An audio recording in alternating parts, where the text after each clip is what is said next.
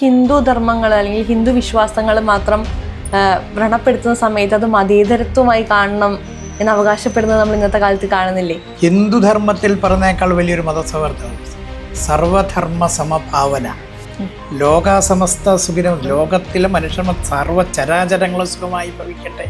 അത് പറയുന്നത് വേറെ എങ്ങും പറയുന്നുണ്ടോ? എന്നെന്തോ വിശ്വമാര്യം, ഇത് പറയുന്നത് ഹിന്ദുവാണ്. ആ ഹിന്ദുവിനെയാണോ ഇവരെ ഇത്തരം കാര്യങ്ങൾ പഠിപ്പിക്കുന്നത്?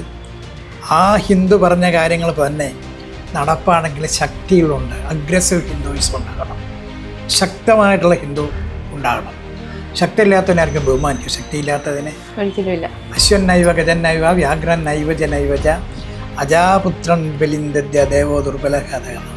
ഇതേപോലെ ഹിന്ദുക്കൾക്ക് വ്യക്തമായ ശക്തിയുണ്ടൊരു സംഘടിത ശക്തിയാണെന്ന് കാണുന്ന സമയത്ത് ആ സംഘടിത ശക്തിൻ്റെ മുമ്പിൽ തലകുലിക്കാൻ തയ്യാറാണ്. പക്ഷേ ഒറ്റ വ്യത്യാസമേ ഉള്ളൂ, അത് രാമൻ്റെ ശക്തിയായിരിക്കണം, രാവണൻ്റെ ശക്തിയായിരിക്കരുത്. ശുദ്ധമായ ശക്തി, ആരുടെ മേലെ അങ്ങോട്ട് കയറാനുള്ളതല്ല, പക്ഷേ ആക്രമിക്കാൻ വരുന്നവനെ തിരിച്ചടിക്കാനുള്ള ശക്തി.